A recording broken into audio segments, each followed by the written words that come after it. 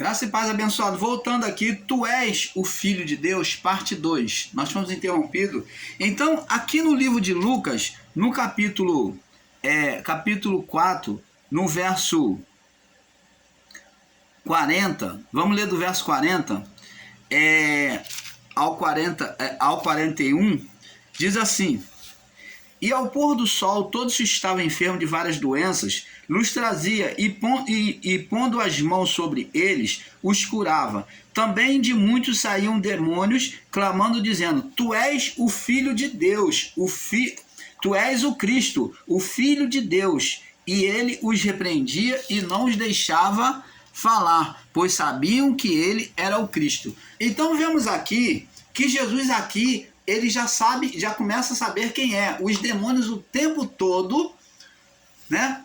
Os demônios o tempo todo já têm uma identidade de quem é Jesus, que eles mesmos confessam que ele é o Filho de Deus. Então, eles mesmos confessam. Por quê? Porque eles veem uma diferença em Jesus dos outros homens. Então ele vê que aquele Espírito é luz. Então ele fala: Tu és o Cristo, o Filho do Deus vivo, o Filho de Deus. Tu és o Cristo, o Filho de Deus. E Jesus os repreendia para que eles não falassem. Você está entendendo, amado? Isaías, vamos lá no livro de Isaías, no capítulo 9, Isaías 9, no verso 7. Isaías 9, 7. Isaías 9, no verso 7. Diz assim: E do aumento deste principado e da paz não haverá fim sobre o trono de Davi e no seu reino, para afirmar e fortificar com juízo e com justiça, desde agora para sempre. O zelo do Senhor dos Exércitos fará isso. Então, aos que ensinam aí que o reino de Cristo acabou, está aqui, ó, o reino dele não haveria fim.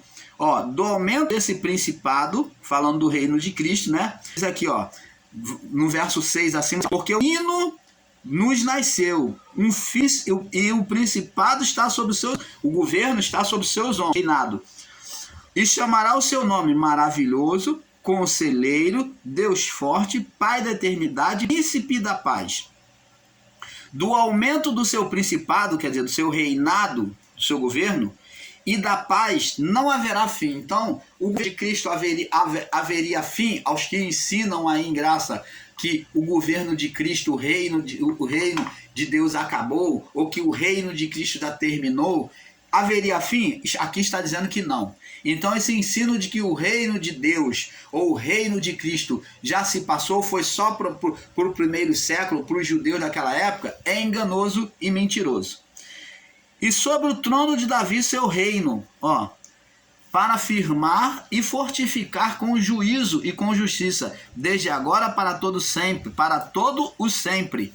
O zelo do Senhor dos Exércitos fará isso. Então Deus teria zelo, cuidado, ciúmes em fazer isso, em fazer permanecer o reino do seu Filho em toda a criatura. Então, os que ensinam aí que o reino de Deus acabou, o reino de Cristo, o reinado de Cristo já passou, então preste atenção, isto é um equívoco, aqui mostra na palavra. Vamos ler aqui no livro de Zacarias 9, Zacarias capítulo 9. Zacarias capítulo 9.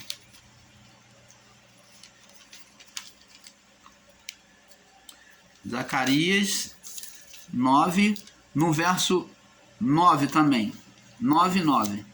Diz assim, olha o que Zacarias já profetizou. Alegra-te muito, ó filha de Sião, exulta, ó filha de Jerusalém, eis que teu rei virá a ti, ó, Jesus vindo, justo e salvador, pobre, ó, ele não veio sobre a natureza para mostrar riqueza, pobre e montado sobre um jumento e sobre um jumentinho, filho de jumenta. Então, quando ele entrou lá em Jerusalém, que aclamaram, ele disse, Hosana ao rei, né? Ele entrou no jumentinho, cumpriu-se essa profecia. Ele como rei espiritual, agora vem montado numa jumentinha. Por que a jumentinha? Justamente o inverso do reinado deste mundo. O mundo espera um rei coberto de riqueza. Jesus, o governo dele era espiritual. Por isso que ele vem de forma bem antagônica, né? Vamos dizer assim, antagônica, diferente, né? Inversa ao que as pessoas esperavam. Ele vem em estado de pobreza, aclamado estado de pobreza, sobre um jumentinho. Quem possuía jumentinho era aquele ser mais pobre, né? Porque os mais ricos possuíam carros e cavalos. Jesus não veio nisso. Ele entrou em Jerusalém montado em jumentinho, mostrando que o seu reino não era deste mundo, que o reino era espiritual. Ele foi aclamado na figura física, mas inverso ao espiritual. Zacarias capítulo 11 agora. Zacarias 11, 13. Nós já lemos, né? 11, 13. Vamos ler Isaías 53. Isaías 53, que falou, Isaías também profetizou bastante acerca de Jesus, né? Do Messias. 53, que nós muito conhecemos, né? 53, no verso 5 e 7. Diz assim: Ele foi ferido por nossas transgressões e moído por causa das nossas iniquidades. O castigo que nos traz a paz estava sobre ele, e pelas suas pisaduras fomos sarados. Nós andávamos desgarrados como ovelhas, cada um se desviava do seu caminho, mas o Senhor fez cair sobre ele a iniquidade de nós todos. Então, a iniquidade e a condenação de todo o mundo, não foi só do povo israelita, não foi só do povo de Adão até o primeiro século, como estão ensinando aqui, mas de todo o mundo, a iniquidade de todo mundo. Que iniquidade é essa? Ele fez cair que iniquidade? A condenação adeana, a condenação adeana, a herança do pecado, da condenação do pecado. É essa herança que todo mundo foi tirado. Essa herança que nós herdávamos, né? Toda criatura humana herdava por meio de Adão, ela foi tirada desse estado de condenação. Foi esses pecados que foram retirados de nós. Essa condenação adeana, essa herança de pecado adeana. Então, foi esse pecado que é dito aqui. Essa condenação que é dita aqui de todo o mundo. Então, se hoje temos liberdade, se temos acesso a Deus por meio do Espírito Santo, se estamos livres de uma condenação adeana, né, temos acesso direto após a morte, vamos direto para o Pai, aqueles que não são carnais, né, não vivem na carnalidade no pecado, então é por causa do ato de Cristo. Agora vamos focar todas essas profecias em uma só, Gênesis 3,15. Vamos lá em Gênesis 3,15. Vamos entender que foi tirado esse estado de condenação. Olha o que a condenação que foi dita lá, ó. Por causa do pecado adâmico. E porém em inimizade, Gênesis 3,15. Porém inimizade entre ti e a mulher, a serpente, a condenação que entrou, o espírito de condenação, o espírito que viria condenar o homem, né? Porém, inimizade, que essa é a serpente, tá? O espírito que haveria de condenar, esse é o Satã. Porém, inimizade entre ti e a mulher, mulher física, mulher humana, Eva. Então está falando de vida humana, que haveria um inimigo para a descendência da mulher. Por que descendência da mulher se ela haveria de dar vários filhos? Então está dizendo aqui claramente que a mulher haveria de dar filhos com duplicidade, com descendência dela e descendência da serpente. Quando a palavra diz que descendência da mulher e descendência da serpente, está mostrando que a mulher haveria de dar filhos com duplicidade, descendente da mulher e descendente da serpente, bons e maus, espirituais e carnais. Você está entendendo?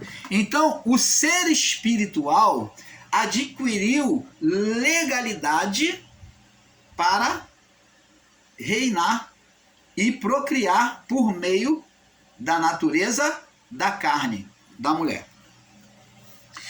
Porém, inimizade entre ti e a mulher, entre a tua semente, agora haveria inimizade entre as duas gerações, né, descendência da mulher e da serpente, saído da mesma mulher, da mesma natureza humana, mas haveria, os filhos maus seriam contra os filhos bons. Farei inimizade, porém inimizade entre a tua semente e a tua semente. Esta te ferirá a cabeça e tu lhe ferirá ao calcanhar. Existe irmãos aí com literalismo que, ao ensinar essa passagem aqui, eles só apontam para Jesus sendo traído por Judas Iscariote. O que não deixa de ser verdade, mas isso é um literalismo de ensino, ensinar assim. Você não está ensinando errado quando você aponta Judas Iscariote traindo Jesus, dizendo, tá vendo aqui, irmãos? A serpente que é bocão calcanhar, que é traição, é Judas Iscariote. Mas não é só isso, meus irmãos. Nós temos que ler o curso da história. Temos que ver que a partir dessa sentença, Caim se levanta contra Abel, pensando o ser Satanás, atuando na mente, aí vemos nitidamente ser Satanás, atuando na mente de Caim, que se recusa a dar ouvidos à voz de Deus e dar ouvido à voz de Satanás, porque ele é semente do maligno, porque ele vê que ele se recusa a dar ouvido à voz de Deus, porque ele é do maligno, como está escrito lá em João, né, capítulo 1, que ele era do maligno. Então, ele era a semente do diabo, Caim. Ele foi a semente do diabo, a primeira semente do diabo. E por meio dele veio outras. Então ele foi a semente principal, que a partir de Caim, a semente do diabo, de Satã, foi propagada. E aqui nós vemos que primeiro Caim se levanta contra seu irmão Abel. É o quê? Manipulado na mente, na natureza, nos desejos carnais, manipulado aquela ira, aquele mau sentimento pelo ser Satanás. Agora, ele pensou que Abel era semente, ele viu como Abel como a semente da mulher, que iria esmagar ele, que iria acabar com o reino dele. Então ele providenciou, por meio de Caim, matar Abel. Primeiro assassinato que ele faz. Aqui cumpre-se a palavra: inimizade entre a semente da mulher e a semente da serpente. Caim, semente da serpente, Abel, semente da mulher. Agora, depois vemos que o povo agora vem perseguir agora o povo de Deus. Nós vemos agora pela semente no período noélico, semente da serpente em grande propagação no período noélico, onde os homens na maioria eram maus, carnais, aonde Deus, quando a maioria era mau, Deus teve que sentenciar praticamente todos ao afogamento, ao dilúvio, salvando apenas os filhos de Noé e as suas noras, e Noé e a sua mulher. Deus então recomeça um novo mundo a partir de Noé e a sua família. Mas a semente da serpente ainda está ali, porque ali, pela descendência de Noé, pelos filhos e pelas noras, havia semente da serpente. descendentes de Caim. Os filhos, as noras de Caim, era descendente da serpente. Você está entendendo, amado? Então, agora, nos filhos de Noé também, Sem, Cã e Jafté. O Cã, que foi chamado também de Cão, ele foi descendente da serpente, foi a semente da serpente que prosseguiu a partir do novo mundo. Por isso que quando Noé, na representação, solta um corvo, faz a representação da repetição da carne vindo sobre a nova criação. E nós vemos a pomba como símbolo do Espírito Santo, dos filhos de Deus. Você está entendendo, amado? Mostrando que o corvo ia e voltava, falando que a carne estaria, a natureza da serpente estaria em todas as gerações. Ali uma simbologia profética, escatológica, que existirá e servirá para todos os tempos. Para todos os tempos, enquanto existir o homem. Então, agora, vemos que essa de feriar a cabeça do feriar o calcanhar. Outro fato que o irmão Paulo quer deixar aqui para lembrar vocês. Esse abocanhar o calcanhar, como já mostramos aqui através da figura de Caim, do dilúvio, esse abocanhar o calcanhar fala da luta do povo de Deus, que é o povo eleito, é o povo que Deus conduzia no deserto. Eles sempre foram perseguidos pelos seus inimigos. A sede dos povos pagãos era destruir o povo israelita. Era uma afronta para eles deixar permanecer vivo o povo israelita. Sempre foram um povo odiado pelos povos pagãos. Por isso que o povo pagão era a semente de Satanás, de Caim. Ele perseguia e maltratava, sempre pegava o povo de Israel na covardia, os que ficavam para trás, os mais velhos, os cansados, as crianças que eram mais lentas, eles sempre pegavam e se apropriavam, maltratavam, matavam e tomavam como escravo. Então, amados, essa luta sempre aconteceu, essa profecia sempre aconteceu no passado, aconteceu nos dias de Jesus, até os dias de Jesus, e acontece hoje. Os filhos da serpente querendo abocanhar os filhos de Deus. Sempre vai existir. Que são os carnais tentando destruir os espirituais. Vamos prosseguir aqui. Agora, vamos focar essas profecias em Gênesis 3,15, né, como já lemos aqui. Pois assim como a mulher iria gerar um filho da serpente, que é Caim, da mesma forma ela geraria filho espiritual, Abel, onde Cristo foi o substituto. No final de tudo, Cristo foi o segundo Abel, assim como Cristo foi o segundo Adão. Então, Cristo foi agora a representação de Abel, o filho perfeito, né? O que é o filho que vem ser sacrificado, né? Que vem ser sacrificado. O que muitos dos ensinadores em graça não enxergaram é que existe o mundo físico e o mundo espiritual. O homem foi feito com dualidade, corpo físico e corpo espiritual. Existe o mundo físico, que é dos homens. Jesus disse, dai a César o que é de César, que é o mundo físico, o mundo político, e a Deus o que é de Deus, que é o mundo espiritual, que é o reino de Deus. Onde havia um filho de Adão no mundo físico. Quer dizer, havia um filho de Adão no mundo físico. Quem foi? Caim. E Caim, Caim, que é filho, que vem ser o filho de Satanás. Já Jesus já teria ouvido a sua mãe e seu pai, né? Jesus já tinha ouvido a sua mãe e seu pai que ele era, na verdade, o Filho de Deus. Jesus, como menino, ele não tinha certeza de quem ele era ainda.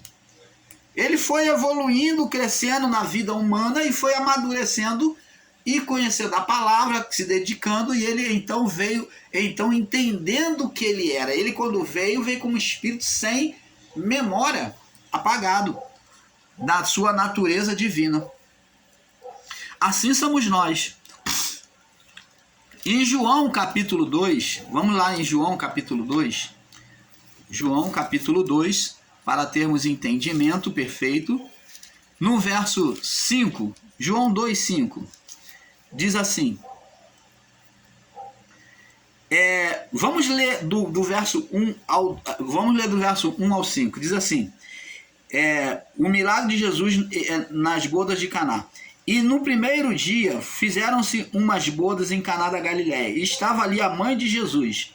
E foi também convidado Jesus e os seus discípulos para as bodas. Então Jesus foi convidado para o casamento. A mãe dele estava lá. Faltando vinho, a mãe de Jesus disse: não tem vinho. A mãe de Jesus veio falar com Jesus: ó, acabou o vinho, não tem mais vinho. Jesus foi como convidado, ele não era o dono da boda. Disse-lhe Jesus: mulher, que tenho eu contigo? O que é que eu tenho a ver? O que eu posso fazer? O que eu posso fazer? Ainda não é chegada a minha hora. Então Jesus, ele ainda estava se conhecendo na sua natureza divina. Ele não sabia ainda que ele já estava pronto. E a mãe dele estava dizendo: ó, começa a fazer um milagre aí, começa a mostrar o poder. Sua mãe disse ao servente: fazei tudo o que ele vos disser. Olha a confiança da mãe, que sabia quem ele era, porque ela recebera de Deus que o que nela era gerado era do Espírito Santo, era celestial. A mãe sabia quem ele era, então ela provocou ele, falou: acabou o vinho. E ele falou: o que eu tenho com isso, mulher? Ainda não é chegada a minha hora. Mas ela disse para os discípulos: ó, esteja pronto para fazer tudo o que ele vos disser. Confiou nele, mostrou confiança. E estavam ali 6 talhas de pedra para a purificação dos judeus, e cada uma cabia 2 ou 3 almudes. E disse Jesus: enchei de água as talas, e encheram até em cima. E disse-lhe: tirai agora, e levai ao mestre Sala. E levaram. E logo que o mestre Sala provou a água feita vinho, não sabendo de onde viera, se bem que sabiam os serventes que tinham tirado a água. Chamou o mestre Sala ao esposo e disse: todo homem põe primeiro o bom vinho, e tendo já bebido bem, então o inferior, mas tu guardaste até agora o bom vinho. Jesus principiou assim os seus sinais em Caná da Galiléia e manifestou a sua glória, e os seus discípulos creram nele. Você está vendo que agora, a partir de Caná da Galiléia, naquele casamento, é que Jesus começa a ser despertado no seu ministério. Ele agora está se conhecendo, né? Ele está se despertando para a sua natureza espiritual. Ela sabia quem era Jesus, a mãe dele. E Jesus passa a ter certeza, né, fé, de quem ele era. Lucas capítulo 4. Vamos ler agora Lucas capítulo 4. Então Jesus agora passa a ter certeza de quem ele era. Lucas 4, no verso 37. Lucas 4, no verso 37 ao 21. Diz assim: então Jesus, ele vem curar do 37 ao Lucas 37. E sua fama se divulgou por todos os lugares em redor daquela comarca. Então, Jesus então começa a fazer os sinais e maravilha. Cura a sogra de Pedro. Jesus expulsa demônios. Então agora, já conhecendo, se despertando para quem ele era, até os próprios demônios começam a confessar que ele era o Cristo, o Filho de Deus. Então, através dessa confissão, Jesus vai se identificando quem ele era. E agora com as suas palavras, e agora com as palavras diretas do Pai nos céus, no batismo, né, lá de João, ele já não mais teria a menor dúvida de quem ele era, de quem ele era em Deus, como filho. Satanás vem buscar colocar dúvida, tirar, roubar a certeza que ele recebera na revelação do batismo. No batismo, Deus vem falar: tu és o meu filho amado em quem eu tenho prazer. No batismo. Agora, lá no deserto, o ser espiritual Satanás vem colocar a dúvida de quem ele era. Se tu és o filho de Deus, ele vem dizer: se tu és o filho de Deus, João 3:8, vamos lá. João 3:8. João 3:8.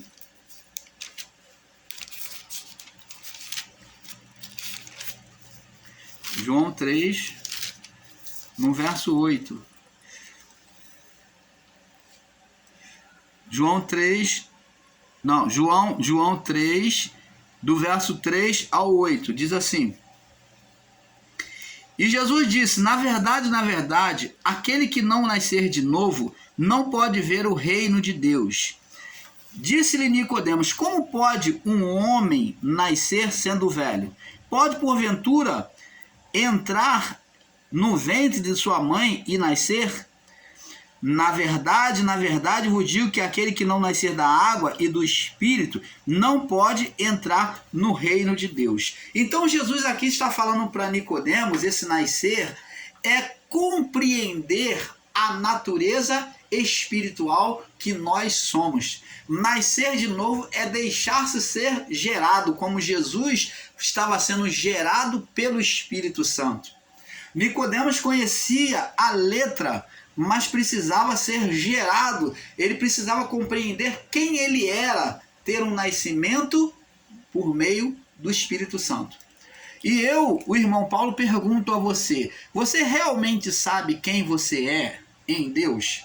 Ou você acha que você é essa mera criatura que você olha no espelho, cercada com limitações, com deficiências, com medos, com traumas?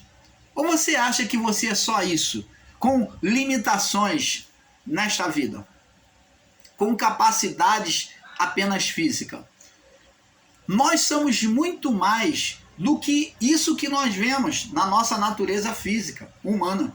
Nós temos que compreender que somos espíritos revestidos de carne. Como Cristo compreendeu quem ele era, ele compreendeu a sua natureza espiritual. E é isso que Jesus estava falando para Nicodemos.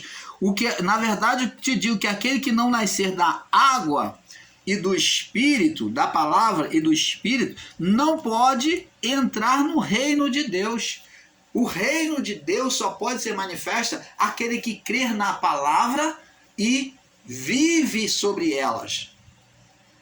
Se a pessoa ela não crer nos sinais, na cura, na libertação, nas profecias, no falar em línguas, na manifestação de poder e maravilha, ela não vai ver o reino de Deus.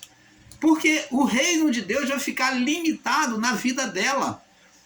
O reino de Deus fica limitado, como estava limitado na vida de Nicodemos, apenas em ensinar. Nicodemos apenas falava, como muitos pregadores e ensinadores da graça estão aí, falando palavras eruditas, ensinando sobre a lei. Você só está ensinando a palavra sobre a letra, como Nicodemos, mas o espírito da palavra, meu irmão, você ensinador em graça que me ouve, você não